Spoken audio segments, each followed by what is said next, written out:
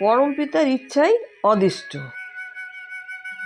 তাহলে আমরা যখন ঠাকুর আমাদের যেভাবে চলতে বলেন আমরা যেন সেভাবে যেন আমরা চলতে পারি, বা যা যাভাবে আমাদের নির্দেশ করবেন সেই মতো করে যেন আমরা নির্দ্বিধায়, কোনো রকম সন্দেহ রাখবো না, কোনো দ্বিধাদ্বন্দ্ব রাখবো না, নির্দ্বিধায় যেন আমরা সেটা পালন করতে পারি বা সুন্দরভাবে যেন আমরা সেটা পালন করতে পারি।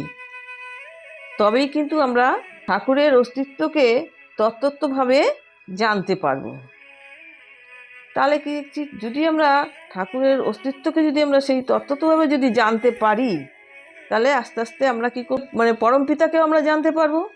তাহলে পরমপিতাকে যখন আমরা জানতে পারবো, তখন সেই পরমপিতাকে জানতে পারলেই কিন্তু আমাদের দেখা যাবে যে সেই যে আমাদের অদিষ্ট, তখন দেখা যাবে যে দিষ্ট হয়ে গেছে। না কারণ আমরা ঠাকুরকেই তো আমরা সেই মনে প্রাণে সেই মতো ঠাকুর যেভাবে চলতে বলছে, যেভাবে নির্দেশ দিয়েছেন সেভাবেই যেহেতু আমরা চলেছি, সেহেতু আমরা ঠাকুরের পথেই আমরা এগিয়ে চলেছি। সুতরাং আমাদের সেই অদিষ্ট আমাদের তখন দিষ্ট হয়ে যাবে।